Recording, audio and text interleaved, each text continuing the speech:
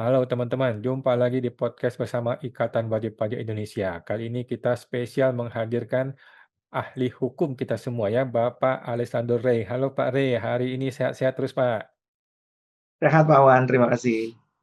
Baik, terima kasih Pak Rey sudah hadir bersama kita ya. Kali ini kita masih mau bahas mengenai pajak eh, mobil listrik nih. Kemarin gonjang-ganjing mau dibatalin, mau dijadiin lagi. Kemudian sekarang tiba-tiba DKI Jakarta nih, khusus DKI Jakarta akan membebaskan pajak dan juga genap ganjil untuk kendaraan listrik demi tekan polusi.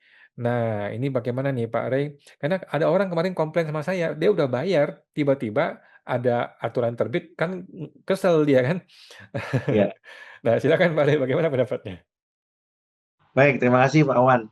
Tentu pertama-tama kita harus memberikan apresiasi kepada Gubernur DKI Jakarta ya, bahwa beliau sudah menerbitkan surat edaran yang pada pokoknya kendaraan bermotor harus dibebaskan pajaknya khusus untuk EV di daerah khusus Ibu Kota Jakarta. Dan ganjil genap untuk kendaraan EV tetap dibebaskan sehingga insentif tersebut memberikan kemudahan kepada pengguna kendaraan EV di DKI Jakarta. Nah, tentu kenapa kita harus memberikan apresiasi kepada Gubernur DKI Jakarta, Pak Wan?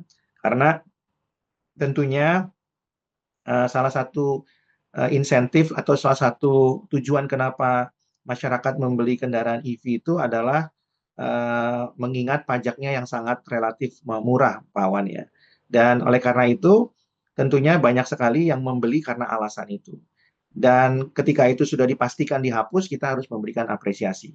Kenapa demikian? Karena kalau tidak dihapus, maka tujuan masyarakat untuk membeli kendaraan EV itu sangatlah rendah gitu ya, atau sangatlah tidak termasuk prioritas. Kenapa? Karena masyarakat akan berpikir untuk apa membeli kendaraan listrik yang kemudian nilai jualnya sangat rendah dan harus dipakai sampai dengan baterainya rusak ya, karena harga baterainya itu mungkin sama dengan harga kendaraannya. Tapi kemudian insentifnya tidak diberikan ya. Baik itu insentif kendaraan bermotornya atau pajak kendaraan bermotornya maupun juga insentif lain seperti ganjil genap ya.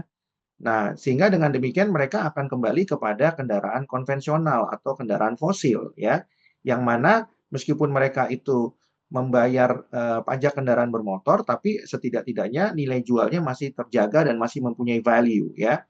Nah, tapi dengan adanya keputusan Gubernur DKI Jakarta, maka menurut saya stimulus bagi pengguna kendaraan EV itu akan bisa terjaga dan bahkan bisa meningkat ya. Dan tentunya di satu sisi insentif ini diharapkan terus diperpanjang ya, supaya industri otomotif khususnya industri otomotif EV itu bisa terus maju dan berkembang ya. Di sisi yang lainnya, pengguna kendaraan EV juga berpotensi meningkat karena ganjil genap itu tidak lagi menjadi kerepotan. Dan ini harapannya tetap dijaga oleh Gubernur DKI Jakarta sampai dengan banyak kendaraan itu digunakan oleh masyarakat ya. Dengan tujuan tentunya selain daripada memudahkan pengguna EV juga membantu pemerintah mengurangi emisi gas buang ya, atau mengurangi tekanan polusi yang cukup sudah memprihatinkan di ibu kota DKI Jakarta ya. Jadi sebenarnya pemerintah meskipun kehilangan kendaraan pajak eh, kendaraan bermotor EV, tapi di sisi yang lain kan tentunya bisa membantu geliat ekonomi khususnya industri otomotif EV, dan keuntungan lainnya adalah membantu pemerintah menekan ya emisi gas buang atau memperbaiki tekanan polusi yang sudah sangat memprihatinkan di DKI Jakarta ya. Jadi kalau kita mau lihat benefitnya head to head ya, meskipun pemerintah daerah kehilangan pajak kendaraan bermotor, tapi menurut saya ada benefit-benefit lain yang bisa juga dinikmati oleh pemerintah daerah dan juga masyarakat secara apa? Masyarakat secara umum ya, masyarakat luas ya. Yaitu tadi ya kemudahan ganjil genap dan juga bagi pemerintah menurunnya tekanan polusi ya. Dan juga tentunya dengan insentif-insentif ini juga bisa memberikan manfaat ya kepada lingkungan ya, selain daripada tekanan polusi juga kebisingan ya. Kenapa? Karena kalau kendaraan fosil itu juga memicu kebisingan ya, terutama kendaraan fosil yang berbahan bakar solar atau diesel. Itu juga tingkat kebisingannya juga meningkat ya. Beda dengan kendaraan EV ya, Pak Awan dan pemirsa khususnya wajib pajak, di mana tingkat kebisingan itu sangat rendah. Ya, bahkan kalau kita menggunakan kendaraan EV, sepertinya tidak terdengar ada suara begitu Pak Awan ya. Ini sudah nyala atau belum nih? Kita nggak tahu juga kan begitu ya. Tapi kita tahu kendaraannya bergerak, tapi tidak ada suara. Nah, itu bisa juga mengurangi tekanan kebisingan ya. Ya. Jadi bukan hanya polusi udara, tapi juga polusi kebisingan ya. Ya, itu yang disebut dengan noise pollution ya. Bukan hanya air pollution, tapi juga noise pollution bisa kemudian terminimalisir ya. Jadi itu juga benefit atau manfaat yang bisa dinikmati oleh masyarakat. Artinya keberpihakan pemerintah itu terlihat di sana ya. Jadi meskipun pemerintah daerah lagi-lagi kehilangan mungkin potensi pajak dari kendaraan bermotor EV, tapi ada benefit lain yang bisa kemudian dirasakan masyarakat ya.